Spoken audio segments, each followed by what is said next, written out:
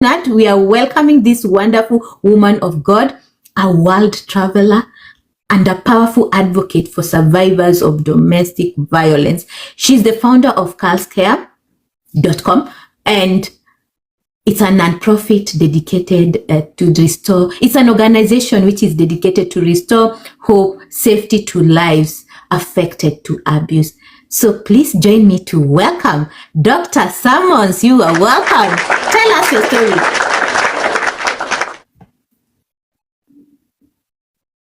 We can't hear you. Can you hear me now? Mm-hmm. Okay. Thank you so very much for the warm welcome. For those of you who have never met me, I am Dr. Mwende, or Dr. M. I don't use the other name, okay? I am born and raised in a third world country called Guyana, located in South America. It is no longer a third world country. When I was growing up, it was a third world country. Today, it's oil rich. So for those of you who did well in school with geography, you know that it's bordered by Venezuela. You see Venezuela in the news currently, Suriname, Brazil, and the Atlantic Ocean. I lived there from birth to the age of 16. I was raised in a family with two parents, mom and dad, and a total of 6 children, of me being the youngest. Growing up, I felt that my life was a beautiful life until I was selected at the age of 15 to go to a developed country, Canada, Saskatchewan, Canada to be exact, to represent my country at a Girl Scouts or Girl Guides, as some of you call it, jamboree. There were 2 of us selected. There was me, and there was a very, very affluent young lady who was the daughter of the prime minister. Okay, so they picked a poor person to offer me, how should you say, sort of like a charity case. And I would never forget, we were both 15, and it was my first time on a plane. It was my first time overseas. It was my first time doing everything. I was so excited. Here I am leaving my country for the first time. My parents scraped together every little penny they can find because remember, we were very, very poor. But when you're poor and you don't know that you're poor, you have nothing to compare yourself to. Mm-hmm. So I realized that I was poor when I went to Canada. And after the jamboree was over and I went back to Guyana, I said to myself, I have tasted the sweet life and I must enjoy it for the rest of my life. Mm-hmm. So from the age of 15 to the age of 16, I worked very, very hard. I saved my money, got my passport, and I confided in an older brother whose name was Carl. Notice I said was because he's no longer in the land of the living. He has gone home to be with the Lord. Carl was a school teacher, and he was the person in my family who was most influential to me. He would pull me aside and he would say, Michelle, I want you to focus on your education. Your education is going to open doors for you. Never depend on anyone for anything. Study hard. And when you've arrived, ensure that you reach back and bring someone else along. So at the age of 16, I had a plan in place. I had an older sister who had migrated to Grenada. I didn't tell her anything. I just showed up on her doorstep, ran away from home. My parents came home from work that day. My mom was a housewife. I think she'd gone to the market. I never came home from work. My brother Carl, the one who was most influential in my life, took me to the airport. He hugged me, he kissed me, and he told me goodbye. I got to Grenada, found my sister's house. She called my parents right away. My parents are crying. What is going on? Why did she run away from home? Oh my goodness, everybody's going to talk about the family. I lived with my sister for a year, saved my money, did the same thing I did. Saved my money, went to England. Now in Guyana, if you were born at a certain time, and I'm going to tell you my age because I'm not ashamed of my age, I'm 53 years old. So Guyana was British ruled. So it meant that I could go to England and I could live as a British citizen. I could live there and I could work there. I went to England. I rented a room in a woman's house. I worked as a waitress. I cleaned houses and I went to school in the evenings. I did that for 2 years. And then I applied for an American visa. It was granted to me. I came to the United States at the age of 19. I slept on a friend's couch for a year. I worked under the table until I was able to fix my papers. And then I joined the United States Navy at the age of 22, and the rest is history. So, for those of you who tell me that life is hard, I understand because I've been there. For those of you who tell me that you cannot help yourself because you don't have money, I say to you, get it out of the mud. No one is here to save you. You must save yourself. Okay. So I spent 23 years in the United States Navy. I joined at the very bottom, picking up trash on naval bases. Okay, you hear me? Picking up trash. Enlisted, for those of you who know about the military and ranks and all of that, I'm not bragging, but I'm here to tell you that when you put your mind to something and you work hard and you trust God, He sees you through. I joined at the bottom as a Black woman who was just not really respected here in the United States of America until I worked my way into leadership, where I was in rooms with only white men, the only Black woman in a room full of white men making decisions.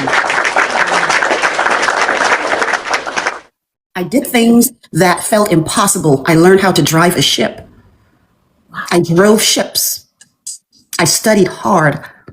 Everything that I did was for the glory of God. So, how are we here?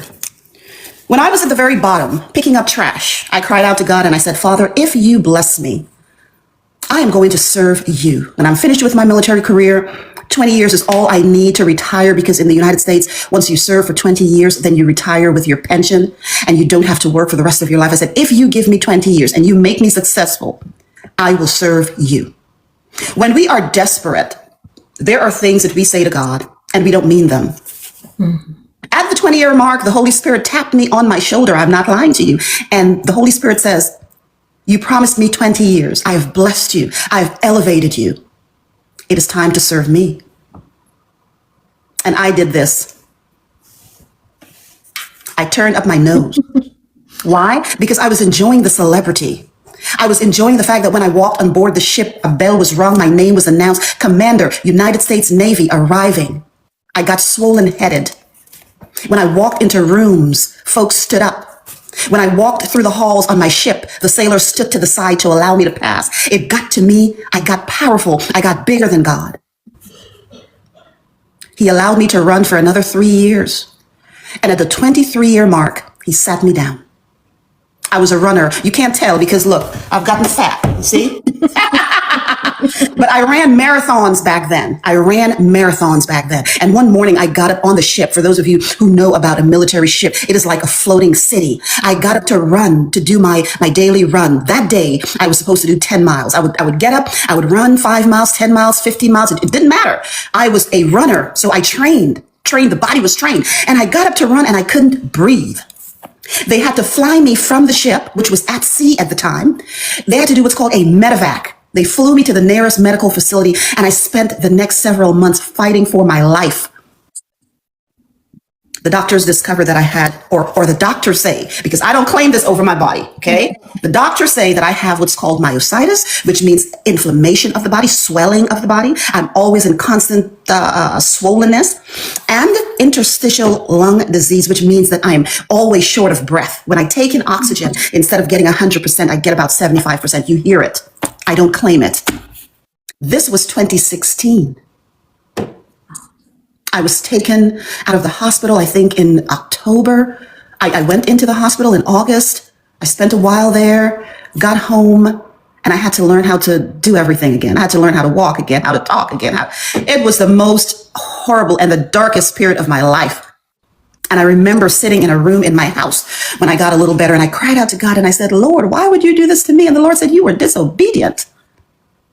I called you to serve me, and you were disobedient. And I was angry at God. I cried and I cried and I whined and I whined and I complained of all the things that you could let happen to me. You took away my running. You took away this. You took away that. You took away everything. I don't like you. That's how I spoke to God. That is exactly how I spoke to Him. And I spent 2 years in that state, whining and complaining and whining and moaning and complaining, until one day I said, okay, Lord, I'm going to do what you've called me to do. What is it? And the Lord said, I want you to use what I've given you to serve me in this capacity. And I remembered what my brother Carl told me before he died. He died in 2006. I'm sorry, before he was unalived in 2006. He was on his way to school and he got into a vehicular accident and he passed away. I'd never forget, I was in Japan at the time. And from Japan to the United States to Guyana, it was a 14-hour flight from Japan to the United States and then another 6 hours to Guyana. I think I cried the entire time. At my brother's funeral, his students showed up in their school uniform. The church was packed. It was overflowing. And so after we buried him, I said, okay, I'm going to serve in whatever capacity I knew how. So I'm just taking it back a little bit. And my husband and I, we would gather stuff in our home that we didn't use. You know, we have 4 children, 2 boys and 2 girls. They're all adults now. But at the time they were children, and they would wear a shirt one time, throw it in a pile, you know, wear a pair of shoes one time, throw it in a pile. These things were practically brand new. We would pack barrels and we would ship it back to Guyana. And my parents would open up those barrels and distribute to the village, et cetera, et cetera. So fast forward now to 2018, when the Holy Spirit is dealing with me about what I'm going to do. The Holy Spirit says, you're going to stand up a nonprofit. What is a nonprofit for those of you living in foreign countries? It is an entity in which there is no benefit to me and no benefit to my family. Okay. We are audited very, very regularly. So I was very, very hesitant because I've worked so hard all of my life. I did not want anyone to say she has what she has because she has a nonprofit and she's getting money.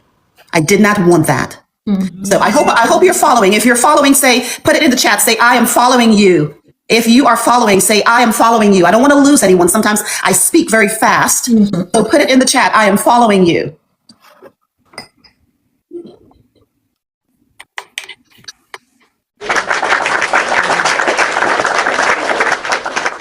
I was up at 1 o'clock this morning and one of my African sisters says, Madam, I don't understand you. Oh, your English is too much. Oh, you're very fast. You're very fast. Oh, slow down. Oh. So back to 2018. 2018, the Holy Spirit says, I need you to write a book and talk about your experience with your disobedience. And I did. And after I wrote the book, I sat on the book for about a year. Didn't want to publish it. I was too ashamed. Dr. Betty, are you laughing at me? I see you laughing. Dr. Betty is my friend. We went to school together. She's a psychologist. We have partnered. She has an amazing counseling establishment there in Uganda. I've been there to visit her. I'm going back to see her this year. Her daughter graduates with her medical degree. Yes, yes. We're going to dance at the graduation. Okay. So 2018, I published a book. I'm not here to promote it. If you're interested, you know where to find it. It's on Amazon. Okay.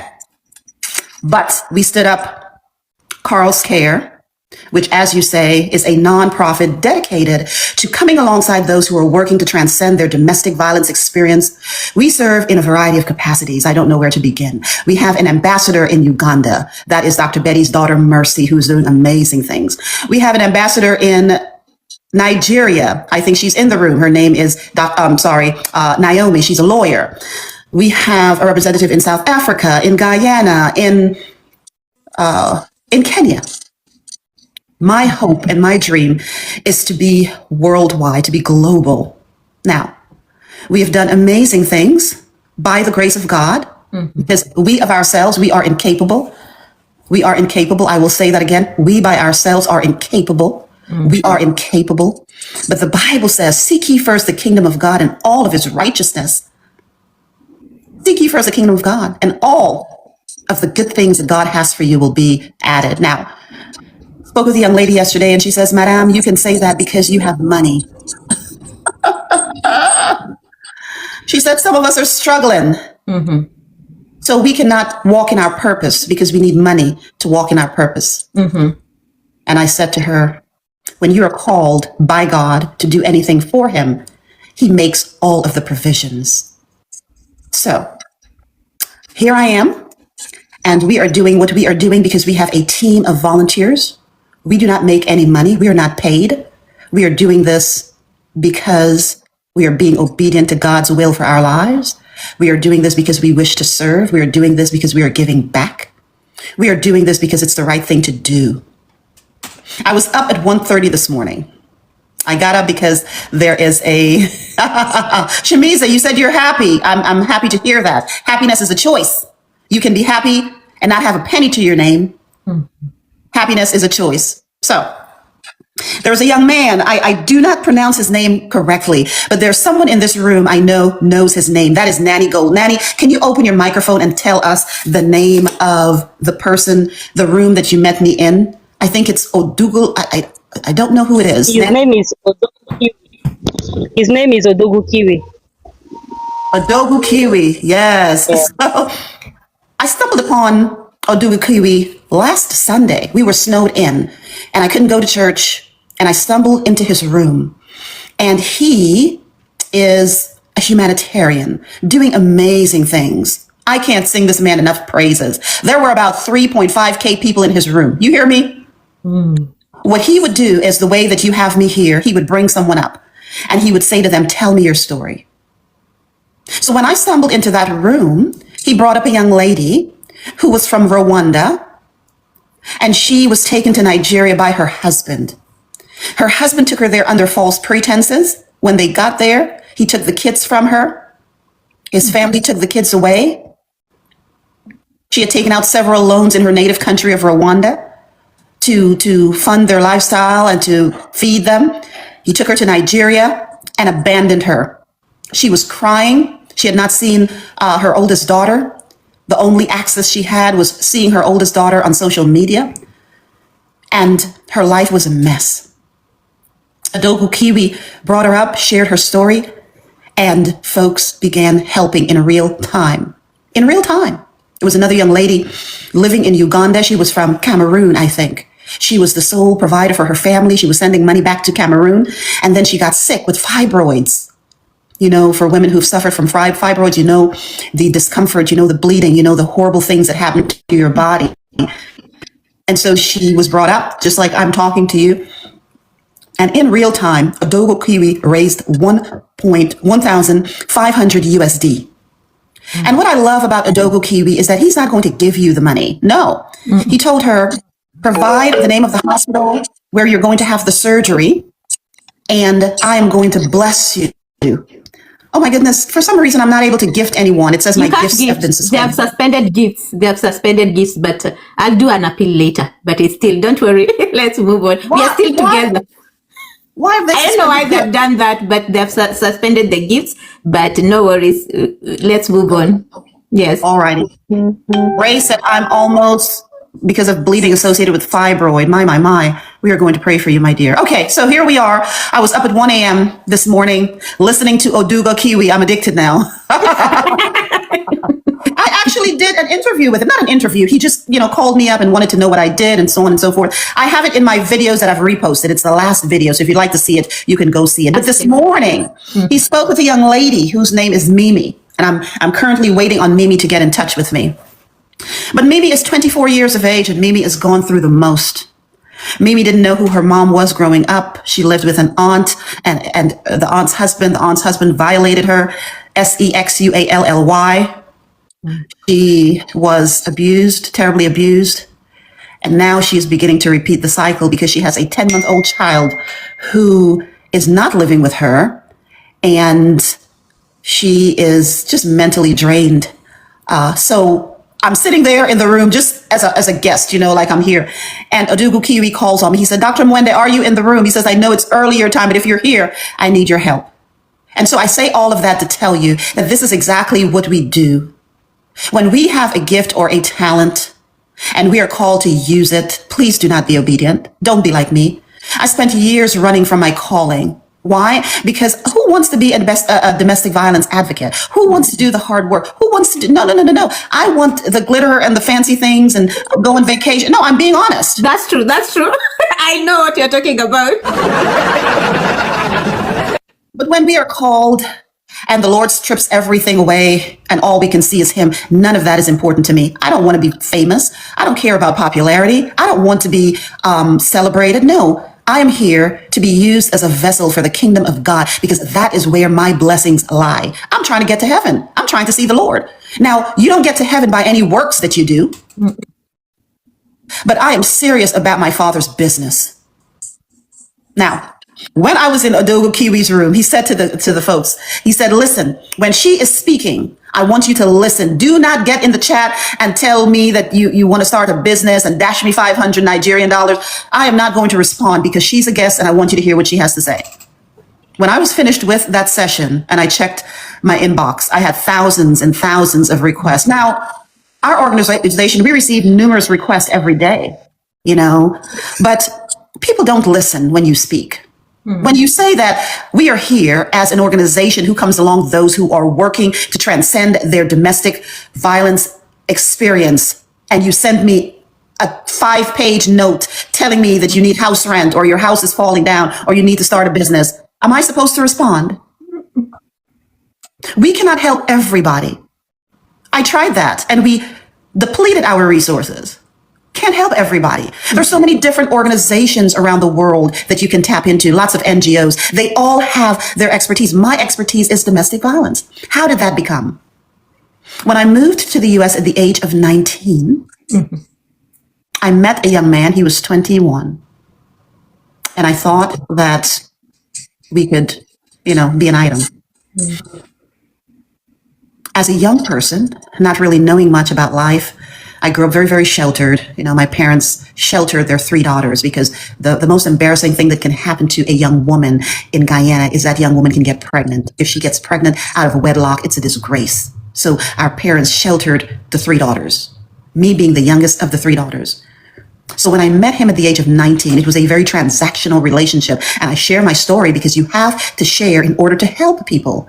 You cannot be a closed book. A lot of us are sitting up here. We lie about our age. We lie about our achievements. Why? Because we want to impress people. So at the age of 19, when I met this young man, he needed a place to live and I needed a green card. So we got married. And that marriage was extremely, extremely toxic. We had 2 beautiful children. My daughters are now 29 and 26. They're beautiful girls. But that marriage was horrible. And during that marriage, I was introduced to domestic violence. Now, remember, I grew up in a home with a mother and a father. We did not have a perfect life. We were very poor. I never saw my father hit my mother. There were things happening in the household, but I've never seen my father hit my mother. So the first time this man hit me, it took me a year. I want you to hear me and hear what I have to say. It took me a year to get out of the shock. I'd never been hit before. It took me a year to get out of the shock that I was hit by the person who was supposed to love me and to take care of me and all of the above. It took me a year. And so the abuse continued. And I shared in my live yesterday that here in the United States of America, if there's a disturbance and someone calls 911 and the police comes to the home, it's a very, very serious matter. Okay. It is not treated the way domestic violence is not treated the way it is in places like my native country, Guyana, where women still get beaten and dragged by their hair. And when they go to make a police report, they're made fun of. That's not the case. Here in the US, domestic violence is very, very serious business. Yeah. And I shared in my live, I will never forget. I was 24. I'd had my first child. And the neighbors heard us fighting and called the police. The police came. It was a young white police officer. I'd never forget. He looked at me and he said, "Are you okay?" And I want you to put in the chat, what do you think I said to him? What do you think I said to that police officer when he said, "Are you okay?" Put it in the chat. What do you think I said? Put it in the chat. That is tricky. Sometimes we say we are okay and we are not, But and sometimes I want you to tell me, what do you think I said to that police officer? Exactly. Who said it? Who said it? Who said it? JENJI said, "I am okay." That is exactly what I said. Yeah, It takes the average person 7 times to leave their abuser. I understand that. It took me 15 years. I have no regrets because God was allowing that to happen to me so that I could be here for this time and for this purpose. I don't have to go into all of the details of what happened in that marriage, but I recall that when my oldest daughter was 7 years old, we were arguing, and out of the corner of my eye, I saw my child's face. And in that moment, I said, I have to leave because I am not going to set this example for my babies. I didn't tell him anything. I packed packed my things. He came home and the house was empty. But he didn't take it lightly. Remember, I was in the United States military at the time, making triple the amount that he made. He fought me tooth and nail. He tried to take my children from me. I was paying him $3,000 a month for over a year while we fought the case in court. I was on a United States naval vessel, which meant that I was gone for 7 months out of the year. And he tried to use that to say that because I am not present and our children are being raised by nannies, that I was not fit to be a mother. He fought me for custody. So when you sit here and you tell me that it's difficult to leave, I understand. He tried to turn my children against me. There were periods that my children needed to see a therapist. It was terrible. But here I am, victorious, walking in the anointing that God has on my life. So that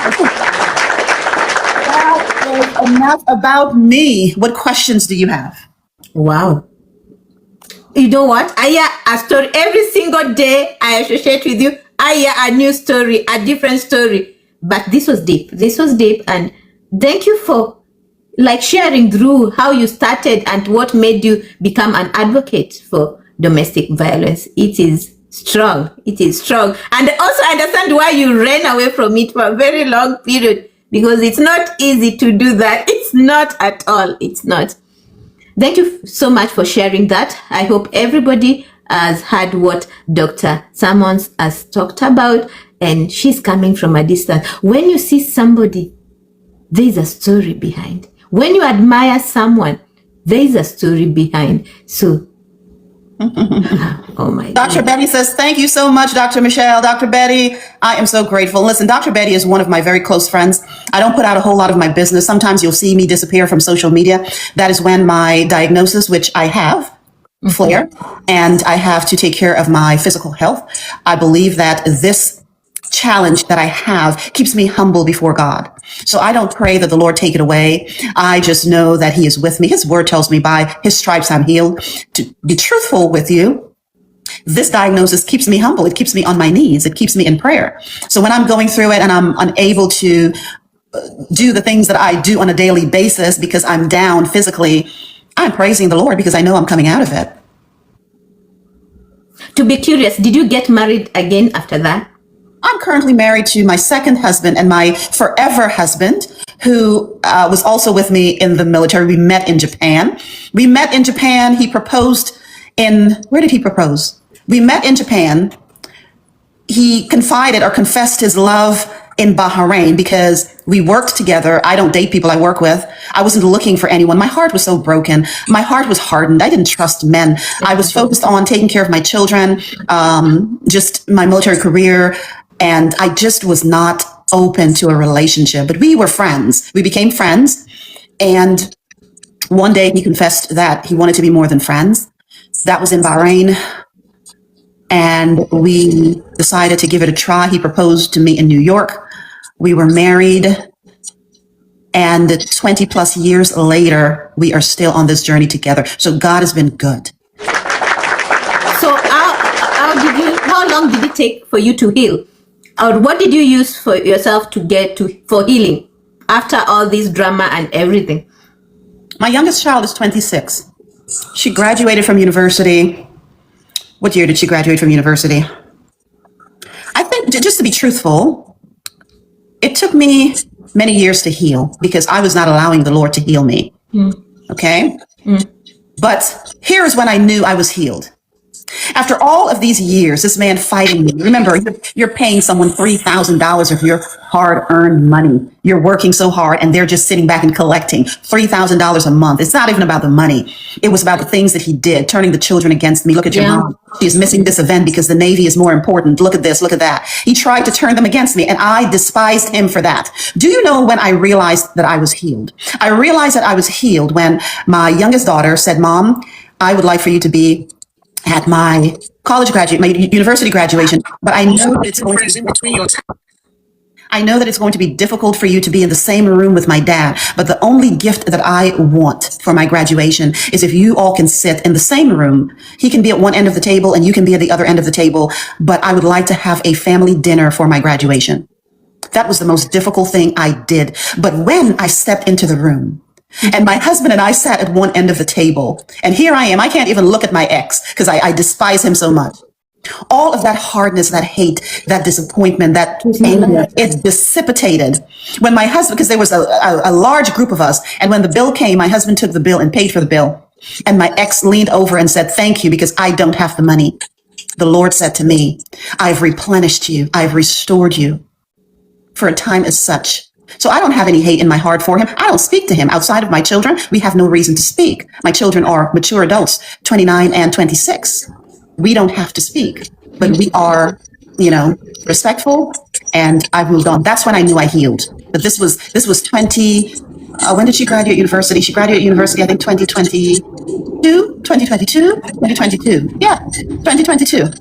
So you got married before even knowing if you have healed, because there's this thing that you are scared to date again because of the experiences you had before. So even if somebody approaches you, they're like, ooh, you don't trust them. Well, let us separate the two, right? Remember, I was divorced from him and I was a single woman with 2 children. So when I met my current husband, I had a lot of baggage. I made him pay for things that he didn't do. I tested him. Let me tell you, let me give you an example.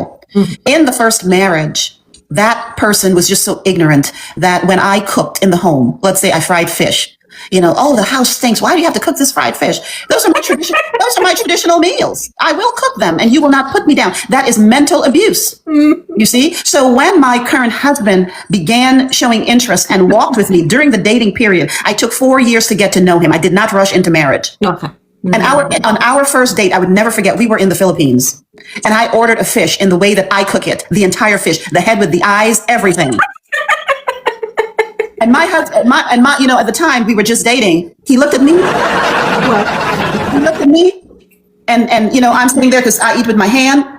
The food is sweeter when you eat with your hand. I know that. And he was listening.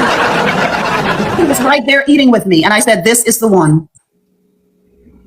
He didn't laugh at me. He didn't ridicule me. He didn't say, "What the heck are you eating? Why does the fish have eyes?" No.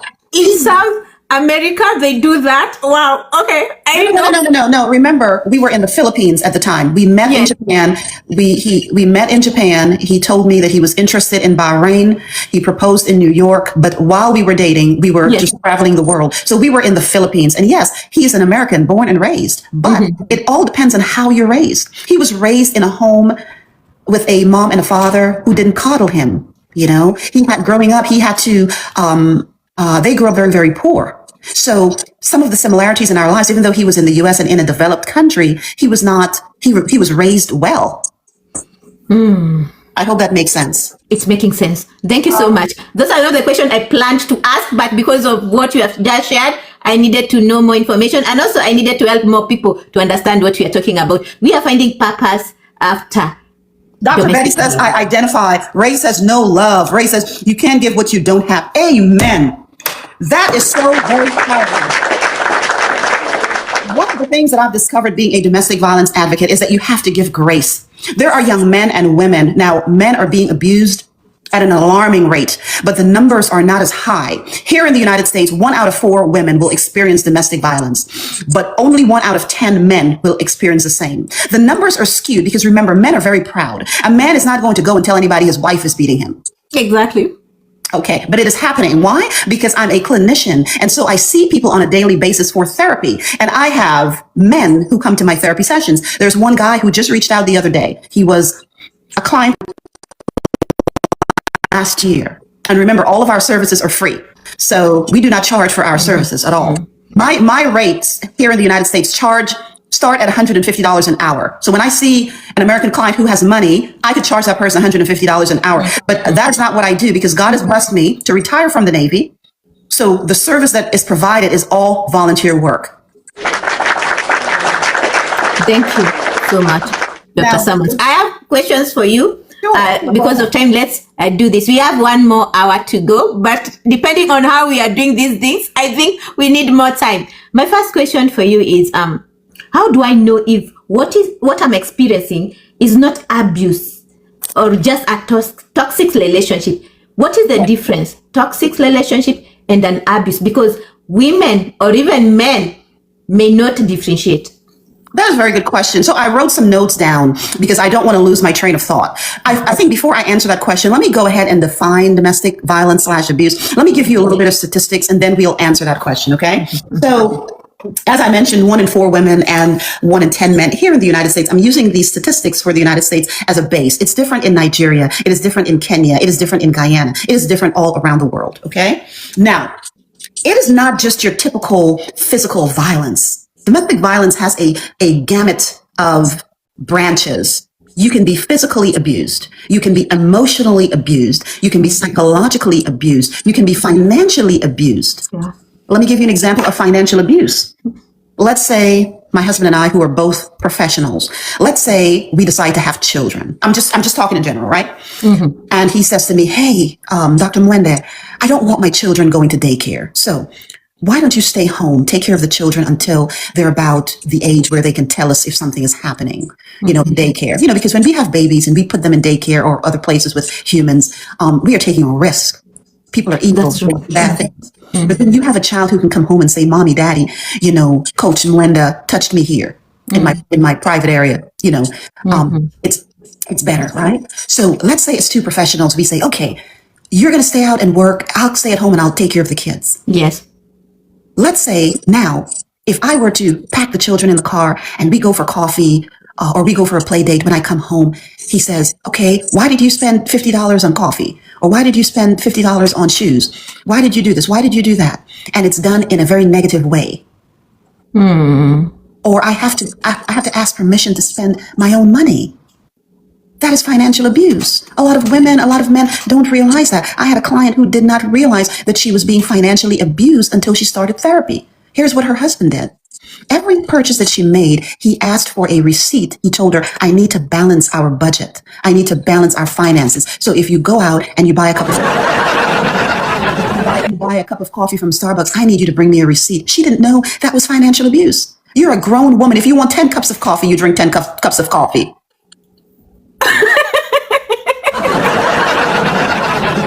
Yes, I can tell if you don't know the difference then.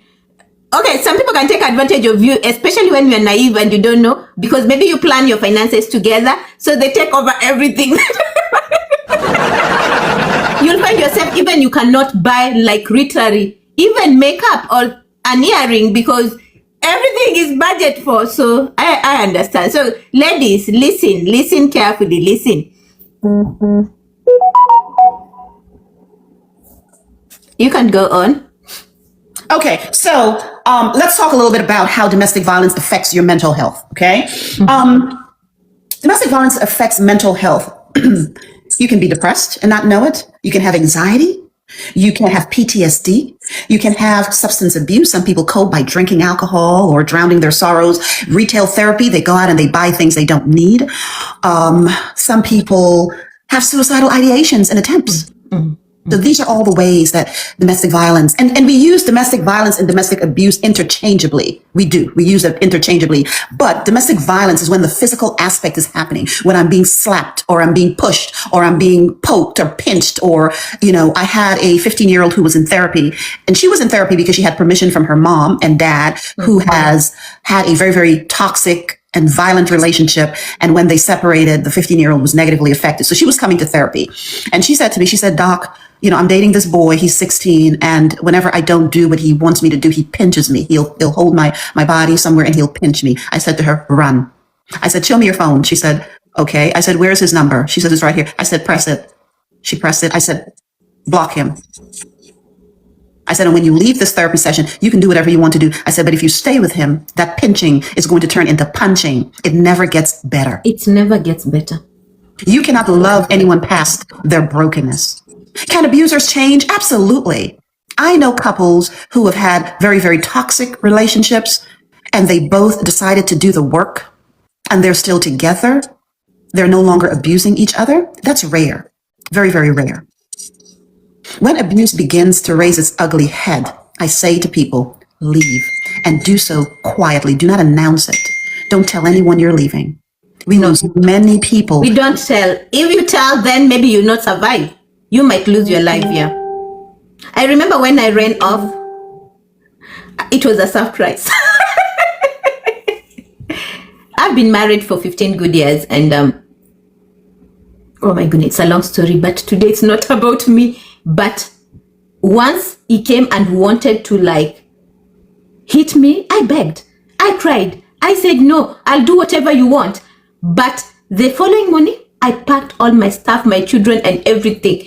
Not like everything in the house, but some of the things that we will require, and left. So he was surprised. He was really surprised. He told my son, you behaved like ninjas. How could this happen behind my back? Because it was not something I had planned to do. I was giving him time. I needed him to we get a therapist, we talk, or even a mature person who is neutral. But he could not let me say, talk to your friends, heal, and come back. I'd left my bedroom. I went to my daughter's bedroom to sleep there. My daughter is asking me, why are you? I said, I'm just coming to be with you for a while. I will go. But my daughter is like, oh, you came with your clothes, you came with your everything. Then he comes late at night, past midnight, and he's like, wants to shake me, and I'm like begging, because I know how he is, I know how he can become. I told him, I'm sorry, I need to heal. I can't come to our bedroom before I heal. But I'm so sorry, I'll do whatever you want, but for tonight, no, I'm not coming. So please stay like that for tonight. But the way he shook me, and I got scared, because I knew the stuff which was in our bedroom. We had an arrow, we had several things, we had a panga, like we had several things in our room. So I knew if I make a mistake, I'll not survive for my kids. Mm-hmm. So the following morning, my children went to school as usual. They didn't know. But I talked with my housewife. I told her, you know what? We are running for our lives. Can you pack? I started calling. I called people in my office. I told them, I'm not coming. I'll be late. I delegated work for them. I started making phone calls. By that time, I was doing real estate business, so I knew people to talk to. I'm looking for a house. They want me to go through the procedure. I bank. I said, no, I can send the money right now to you. About signing the agreements, we will sign later. I cannot wait. So by the time my kids come, some of the things have been already taken to the other house. And the other house, the landlord was like, there's some things which need to be replaced, renovation. I said, no, you will do it when I am inside. So when my children came, I brought them together. I told them, we need to move. My daughter could not understand. She told me, Mommy, are we moving to a better house? Because where we were, we had built her home. We were not paying rent. We were in a 4-bedroom house. But now I'm moving for a rental house, a 2-bedroom house. I was living with a cousin. So I told their cousin betrayed me. He texted, but before she knew, I had already planned everything. I didn't want to leave her in that house. I made a mistake to move with her. I don't know if I did a mistake, but I moved with a cousin because I could not leave her in that particular house. So we moved, but she secretly, because I took all the phones to avoid communication. I had talked to my mom, and I told my mom, he is going to leave. I'm not going anywhere. He's the one leaving. But the following day, my mom was surprised because I left. Because I was waiting for this procedure. I waited for people to sit down and talk about this situation. So it was, I understand. When someone raises a hand on you, they never stop. Exactly. They can apologize. They buy dresses for you. They can take you out. But once they start beating you up, open your eyes. Open your eyes. As they say in Nigeria, shine your eyes, oh. Shine your eye. I saw it when I got expectant, 2 months expectant. Okay, I got expectant before I got married, so we had to rush everything. I did not date him. We dated after I got expectant. In fact, I had another boyfriend. Anyway, that's not a story for today. But now, because I was a pastor's kid, I'm a pastor's kid. My dad died long before that, but the shame, the everything, we had to, because the guy loves me, we had to cover up. So I had to get married.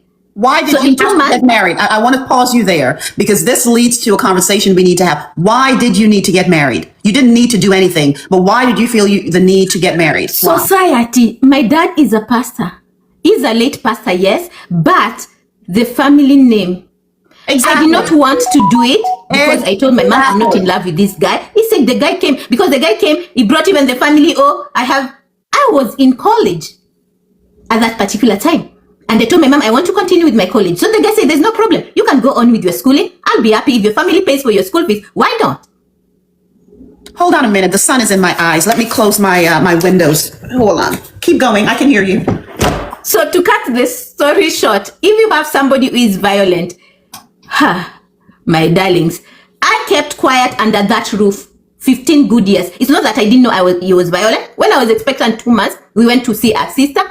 And when we went, because after high school, I went to a place in Kenya known as Isiolo. I became a teacher. I became a photographer. Then now I came back home. So I knew some people from church and everything. So when we were on our way, I met a guy who used to be in choir, and he was so excited to say hi to me. So the guy got jealous and disappeared. Before even I introduced him to this particular guy, oh, this is this and this, we go to church. He got mad at me. We went to our sister's house without peace. When we were coming back, I did not go to him. I went to my mother's house and I explained everything that had happened. And my mom said, no, don't greet men. You need to do 1, 2, 3. Okay? So it was crazy. But I had to disappear to go to school to cover things, but things did not work. So I'm under this roof for 15 good years, knowing exactly what I got into, hoping that things will change.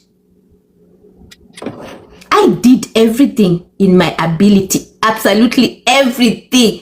I did even things which I cannot speak out to make sure this marriage works. But what happened? It never. Because you forgive, the next minute, the same things do happen. You forgive, it happens again. You forgive.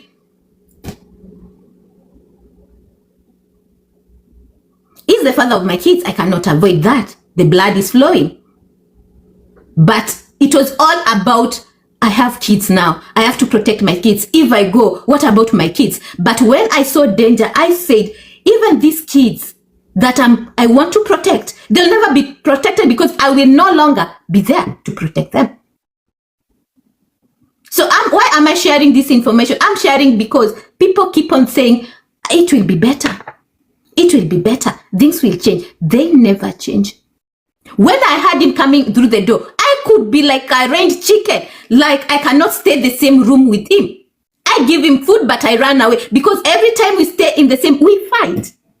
So what do? I better give him his food. I go fold clothes or do other stuff, but we could not go. We used to go to function, but we can never sit together because we will fight. So we will go. I try my best not to speak when we're in the car and everything. When we get to the function, I look for a space to sit down. He goes to another space to sit down. Then we meet and go home. It's not a loving matter, but I'm telling you, people have stories. People have stories. They never speak about it, but people have stories. So magic never happens. There's no magic. If you see red flags, run for your life. Run for your life. Dr. Mwende, I know you are Dr. Sam.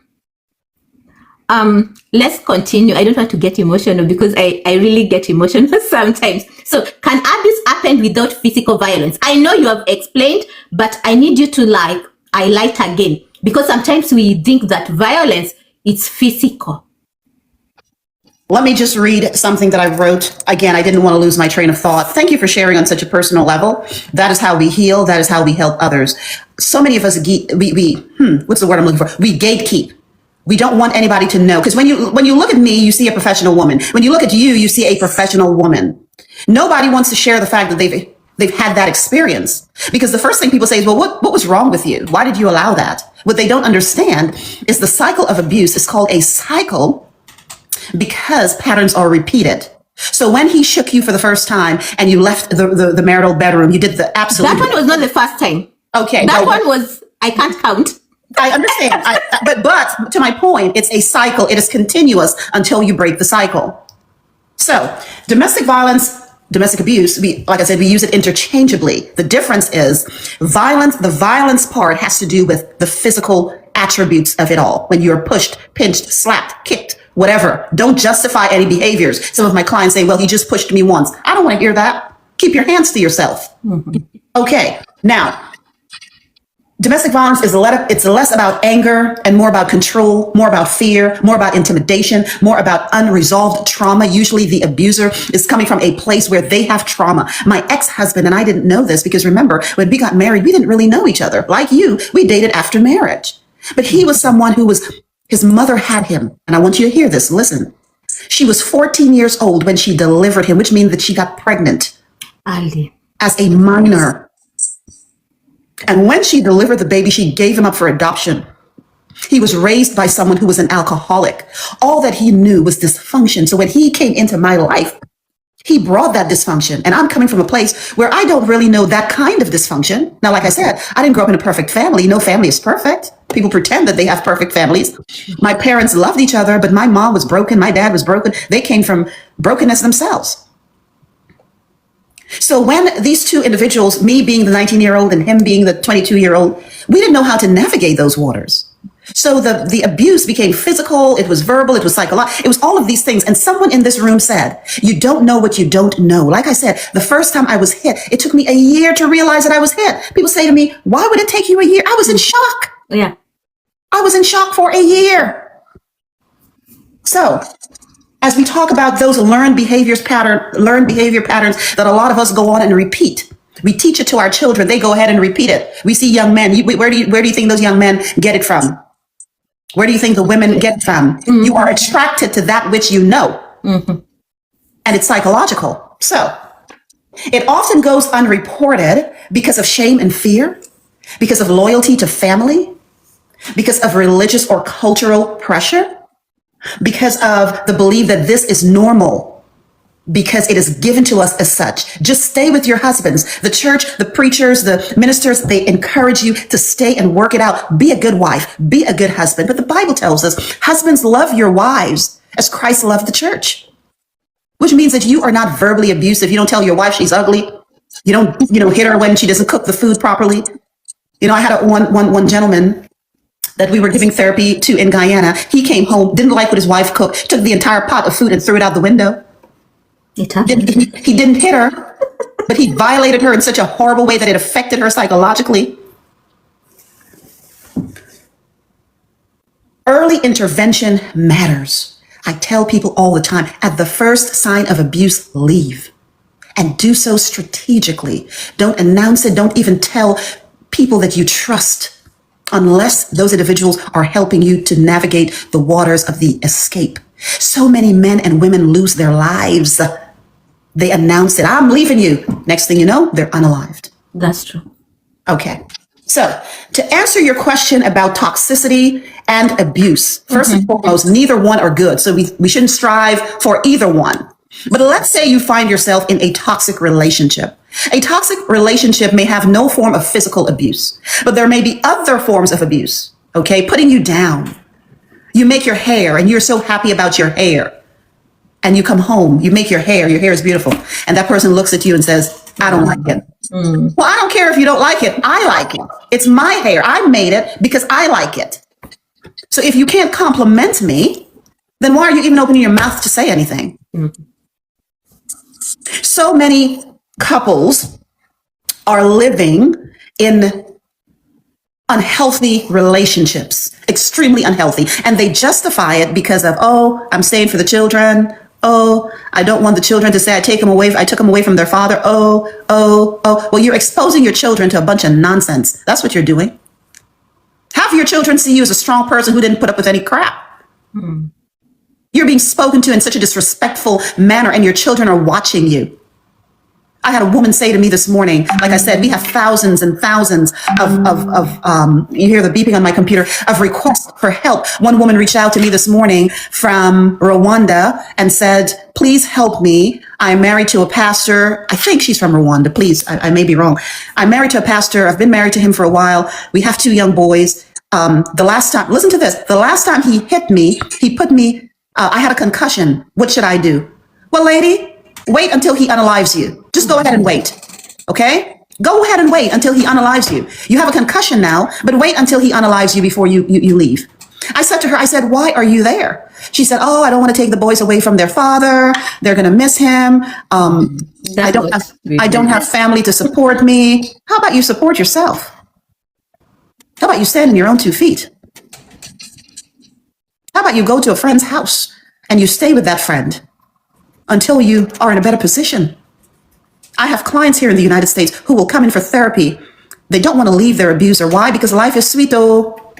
They're living in a 5-bedroom house, oh. They're driving Mercedes-Benz, oh.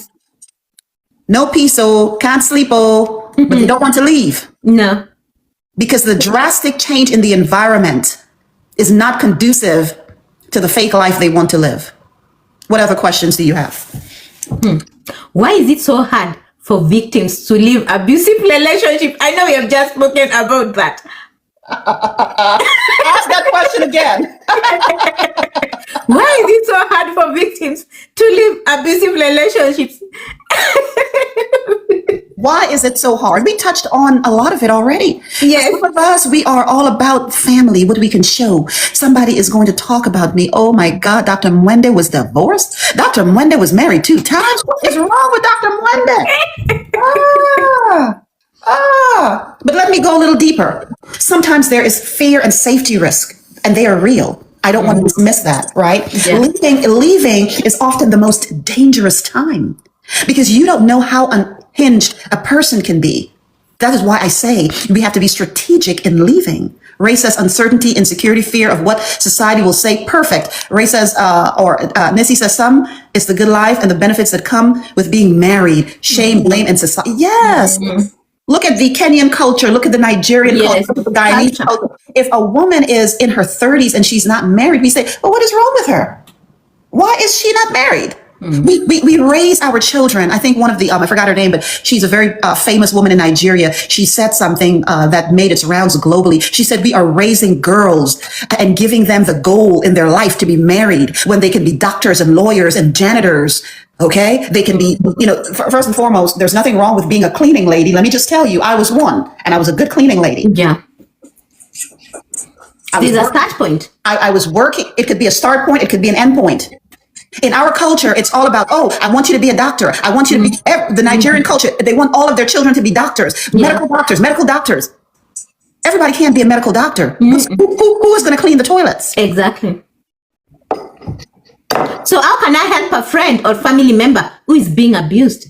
Oftentimes, the individual has to want the help. Again, the reason why it takes 7 attempts, myself included, okay, because it took me 15 years before I left. You can come alongside that person. Show grace. Don't be judgmental. Don't go, why, when are you going to leave? Why are you leaving? When are you going back? No, come alongside them. Don't enable them. Don't encourage behaviors. Don't have them come in and out of your house 10, 15 times. No, that's not what you do. But you support them. You show empathy. When they talk, you listen. Be there for that person. Because when that person is serious about leaving, then they're going to leave. It happens. Okay. What other questions do you have? So for those of you who don't know, I go live Mondays through Saturdays from 1 p.m. to 3 p.m. Eastern Standard Time. And so it is now 12:22. Prior to my live, I spent some time with God and about 10 minutes. So I will need to wrap up at about 12:45 so that I can do that. So let me hear what your pressing questions are. Or if we have someone in the room who wants to share, I think we can gift now, so we can go. Let me go ahead and gift. Yeah, I can see. I think they're allowed. I think. Yeah, I'm not sure what happened. We are here to be a blessing, so let me go ahead and bless. Right? Whether somebody gives you 5 coins or 100 coins, that person doesn't have to give you squat. Be grateful. All right. So, what questions do you have? Guys, did you write down questions? Because I have a few more questions. Sometimes people get scared to report an abuse, depending on where they are, maybe especially if it's Africa, because it can make things worse. What kind of advice would you give them? Or somebody has a question down there. I don't know if my moderator is I want to here. recognize some of my children in the room. I see Mac. I see Mac in the room. I see my daughter Shelly. She's in Kenya right now. Habari ya jioni. Habari ya jioni. Let's see who else is in the room. Let me not miss There's so many of your friends over here. There's so many. Okay, what is the question? Did I miss it? Somebody wanted to ask a question over here. Okay, go ahead. Our friend Nika, Live Tunes. Okay. He has a question. So I wanted to ask if my moderator is over there to bring up. Let me see if I can bring her up, because sometimes I forget I have a moderator and I start doing the work of the moderator. So Nika, Nika, can you do an invite? Can you request Ray, so that I can easily get you? Ray says that she has questions, and I would like to bring up Ray as well, because Ray has been very, very vocal in this live. She engaged throughout the live. So I would like for you to bring her up as well. So I'll bring people down. Guys, if I bring you down, I'm borrowing your boxes so that people who have questions can come up. So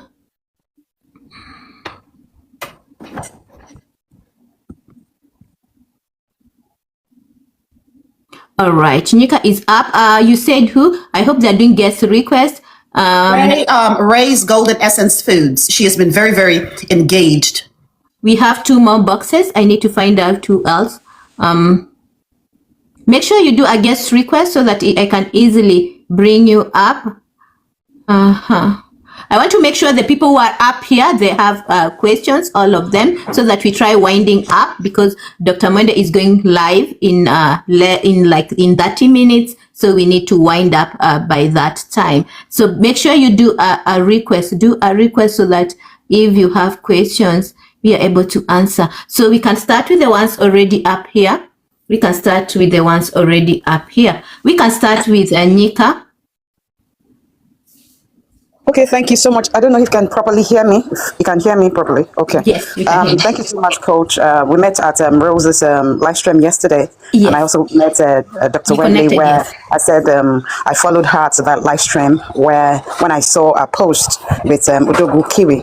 And I want to say that this is quite emotional for me, because it's the first time I want to talk about this. And then after listening to Doctor, I feel like, okay, maybe I'm going to feel better if I do talk about it. Currently, I've had, I'm in a relationship of about 12 years, and I will say that we only had, maybe we made love about 9 times in 12 years, and then in the last 4 years, we have not made love. And this is a man. It's very difficult for me because I'm a member of the pastoral team in my church. He's a pastor, and anytime I say let's seek the help of a doctor, he's saying that he knows God is going to do it. And let me just give you a background picture of how the thing is. So he had a son when he was in secondary school, when he was wrapping up in secondary school. And then I also had a son when I was in uni. And so he's always telling me, we want to have 1 more son, so there's no point rushing. And then I said, okay, if there is no more point rushing, how about my age? I'm aging, and how else do I want to explain to people when people see you around and then they always pray with you and say, oh, we trust God that you have the fruit of the womb. And I've heard a lot of people, I think it's the very first time in 12 years that I want to talk to people, and the first person I talked to, the person said, no, this is toxic for you, you have to leave. And then at a point, it wasn't really a concern for me, not until when he lost his dad, and then we went to their family house, and then this other woman who gave birth to that boy while they were in secondary school resurfaced. And the funny thing is, I don't even know her. I've never met her, but she definitely knows me. And then, as you know, it was an event, and I just discovered that this woman was just giving me attitude unnecessarily, and I just felt like, oh, I don't even know this woman. What could have happened? And then it was later, when the event was almost over, when he told me that I got to know that it was this woman that gave birth to the boy. As for me, I took the boy as my son because he's 2 years ahead of my son, but the point now is, I'm getting to a point where I feel like I want to lose my mind while in the marriage. If you're in the waiting period and you don't have someone who wants to really talk about it and who wants to seek help. He wants to seek help, and he doesn't want to seek help. He doesn't want to see a doctor. And then I've been hearing people say, this guy is just wasting your time, and move on. And then every time I'm thinking about ministry, I'm thinking about church, I'm thinking about what will people say, and I don't. At this point in time, I feel like I'm confused, and I don't know how, doctor. I don't know if you have anything to say to me. And currently, I don't really know what to do.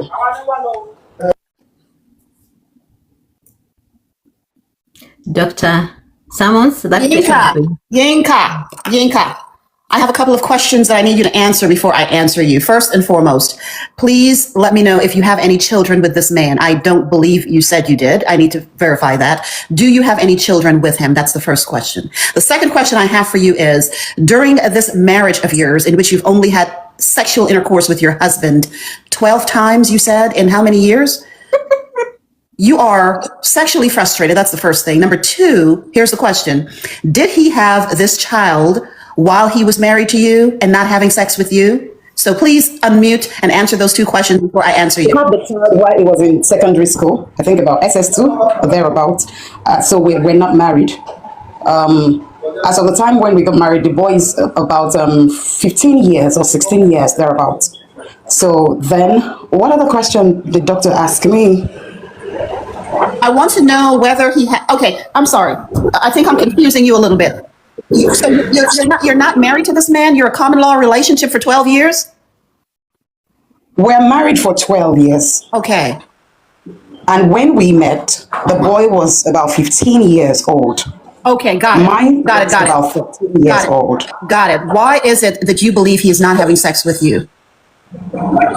Now, the fact that I had a son out of wedlock for the first time, I felt like, oh, I could make things right this other time. So when we met, I told him, no sexual relationship till we get married. So the first night of the wedding, nothing happened. And so I just assumed for him that he was tired. And then the second night, nothing happened. The third night, I made the first move. And here in Africa, there's this thing that is attached to this, that they feel that the man should make the first move, But I felt that, okay, there's nothing wrong in making this first move. So I just want to ensure. And then we had it. But I discovered later on that it's almost like I usually want to make the first move, and then I stop making the move when he told me, oh, don't you ever think about something else? He doesn't really see the need for it. And for a woman, you want to get to a point where you're tracking your ovulation and you feel like, oh, during this ovulation, can we do something? You understand? And then it's giving you all the attitude and all. So I would say that for the 9 times we met in 12 years, I made all the moves. Understand. And so, tell me, so the last time, Yinka, how old are you? I'm currently 39. You have one child, correct? Yes, ma'am. And you want to have a child with this man? I really do. Why would you want to have a child with a man who cannot stand you? He's not attracted. Okay. To you. Either he is seeing someone else. Listen, either he is seeing someone else, or he is having some sexual issues. It is not normal for someone to be in a marriage, a healthy marriage. You are sexually active several times a week. It doesn't matter who engages who. You are married. So why are you there? He does not like you, Yinka. The husband is a pastor. It doesn't matter. It doesn't matter if he's a pastor. He's a man. What does being a pastor have to do with anything? Part of a healthy marriage is engaging in sexual intercourse.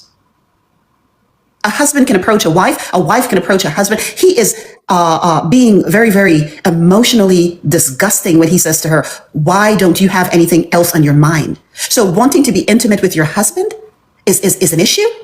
Either the man is seeing somebody else or he's gay. I'm sorry. But he definitely does not like you, Yinka. Wake up. I know I sound very, very harsh. He is not attracted to you. Dr. Betty says he is not attracted to you. Dr. Betty is my colleague. She has a counseling practice in Uganda. She sees clients on a daily basis, and she is saying he is not attracted to you. And I'm saying the same thing. Get out.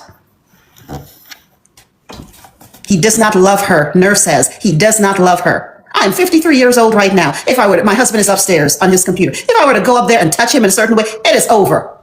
He's not going to, oh, not today. Oh, I don't feel like it. No, honey. No. He has sent you a very, very clear message. Receive it. When someone shows you who they are, believe them the first time. Exactly. Let's go to the next question. Ray. My daughter Shelly is dancing in the room and dashing people money. Okay, good evening, everyone. Good evening to our 2 doctors up there. I don't even know where to begin, but Dr. Mwende, you permit me to tell my story in your platform or even on this coach's platform someday. Yes, ma'am.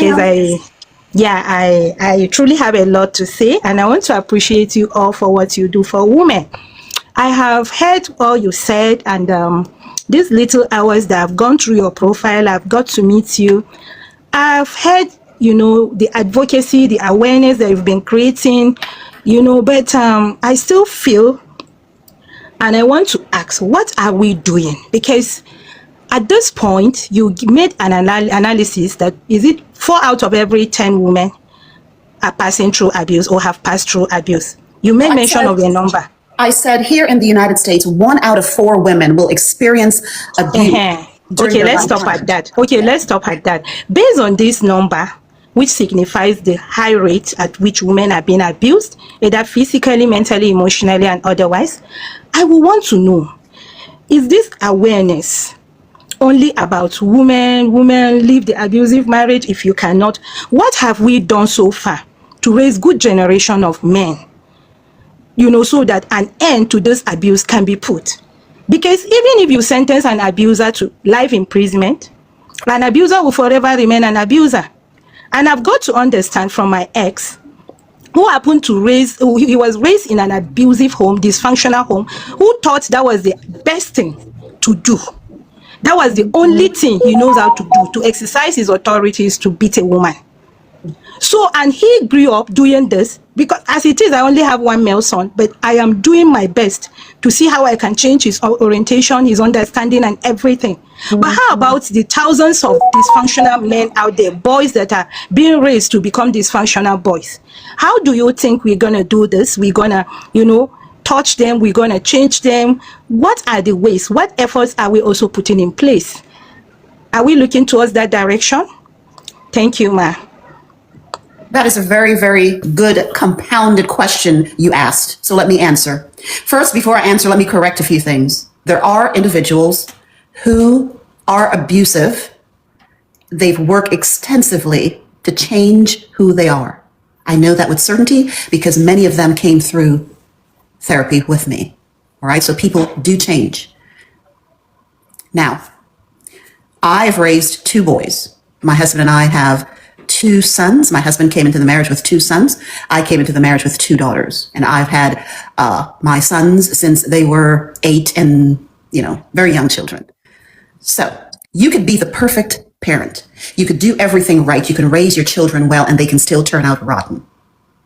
To answer your question, as we're raising these boys and we're setting an example, we are showing them that, listen, you do not hit a woman and vice versa. We teach our daughters, you do not hit a man. You do not do certain things or certain behaviors. When my children were growing up, I would correct them.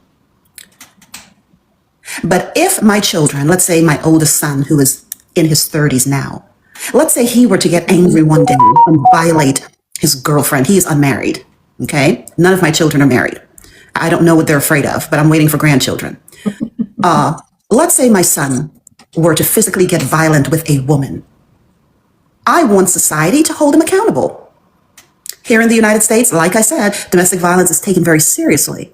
So if you put your hands on somebody, hold that person accountable. In places like Nigeria and Kenya and Guyana, my native country, we are not holding folks accountable enough. There was an incident, I think, last year. In Nigeria, there was a famous gospel singer. I can't remember her name. She was a victim. Sinachi. There you go. She was a victim of domestic violence, right? Her family knew. Everyone around her knew. Everyone chopped her money, but no one helped. So she was unalived by her husband.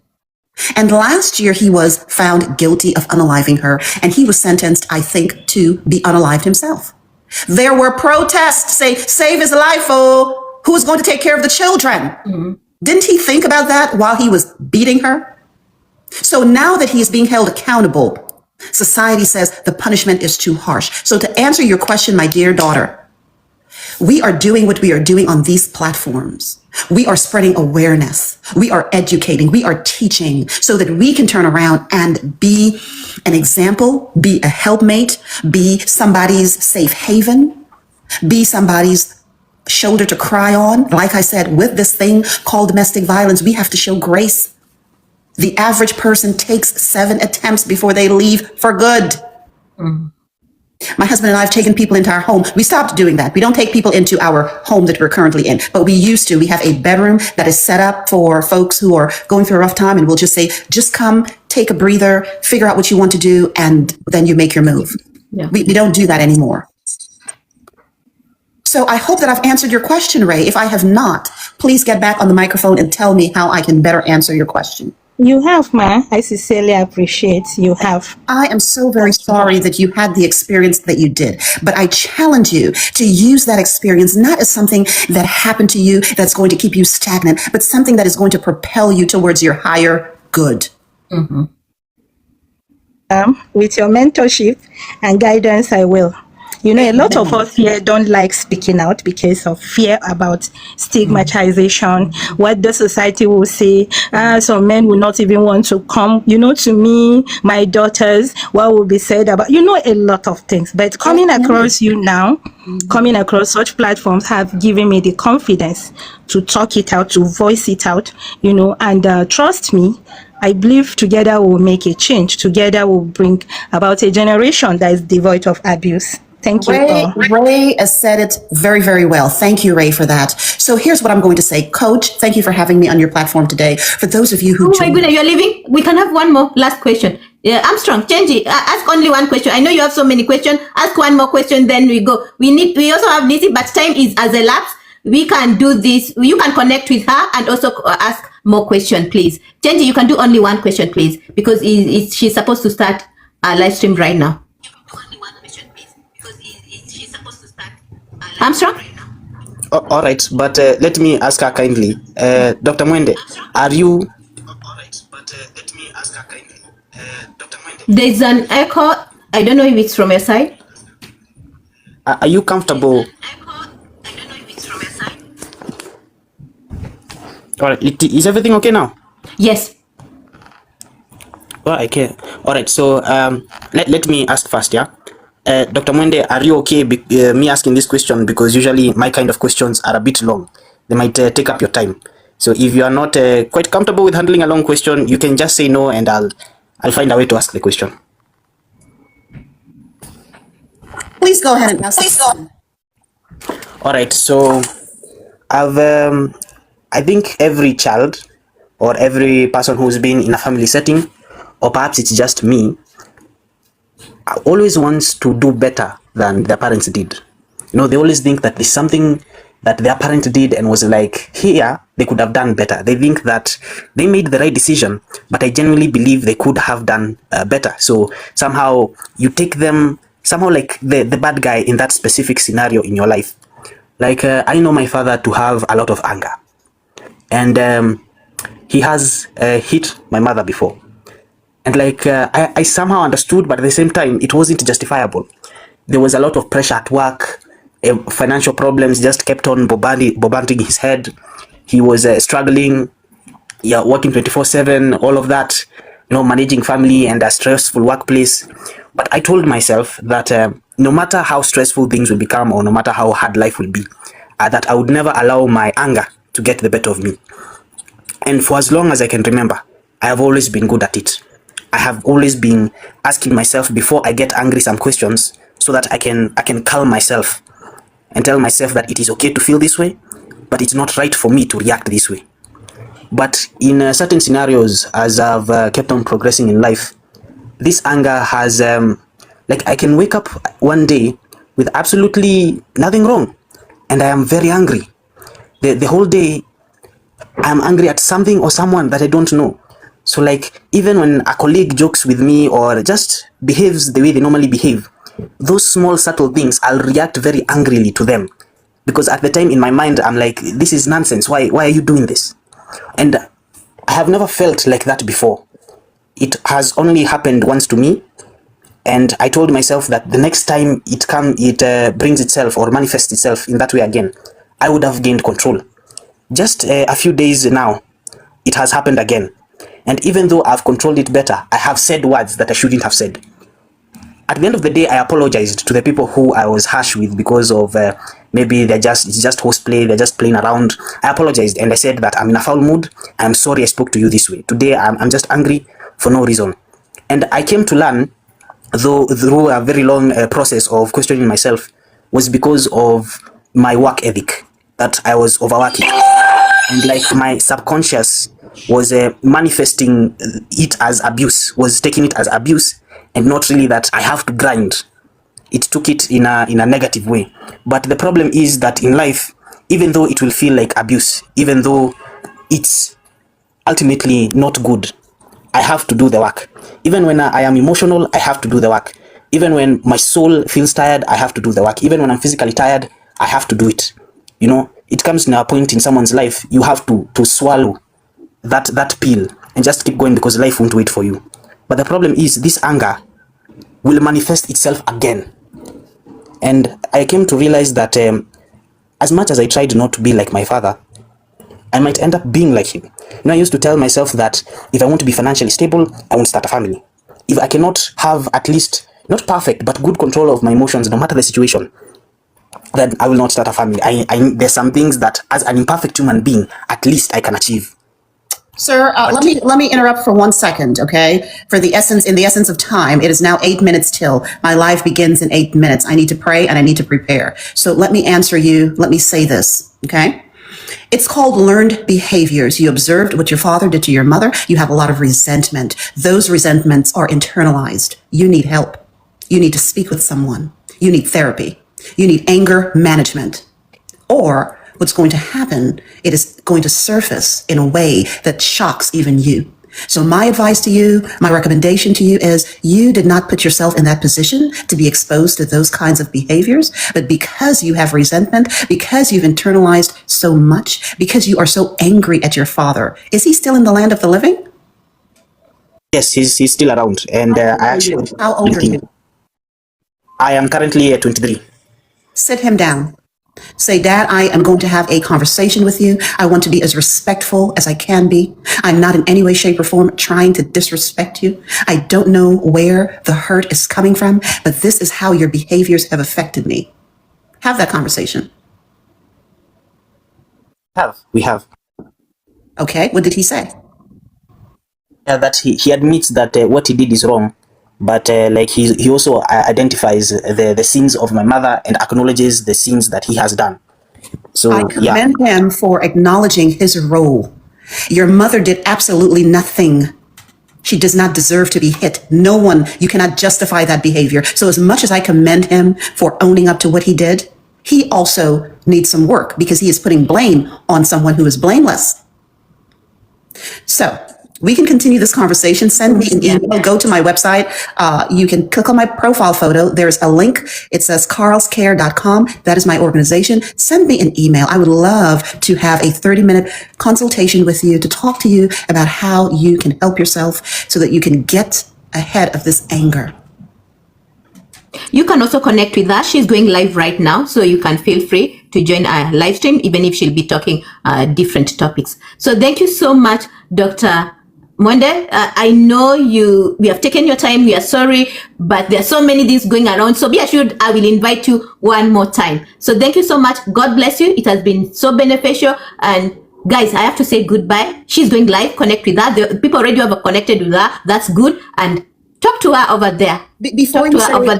Before you say goodbye, let me say this, Coach Mwende. Thank you for having me, number one. Number two, for everyone who is in this room currently, I appreciate you. For the folks who are brave enough to open up and share their stories, like Yinka and the gentleman here, I don't quite see his name, and who was the other person. Please know that we never know what seeds we're planting. We never know how we're going to affect. For those of you who came into the room because I'm here, like Dr. Betty, who is saying, thank you so very much, Dr. Mwende, for this inspirational session. We give God all the praise. I don't take any credit for anything that I do. So with some people are not able to ask questions, but as long as we have that connection, they can connect with you and reach you. I think people will be answered their question. Okay, let me do this. Let's make this. My Saturdays are called Social Justice Saturdays. Okay, so allow me a few minutes to go pray and prepare. Anyone who wants to come over, I will give you the floor to ask the questions that you were not able to ask in this session. Fair enough? So that I don't leave anyone unattended. I love you all with the love of Christ. Thank you, thank you, thank you. Or as they say in Swahili, which my daughter is currently teaching me, asante sana. I love you all. Goodbye. See you next time. Thank you so much. Bye-bye.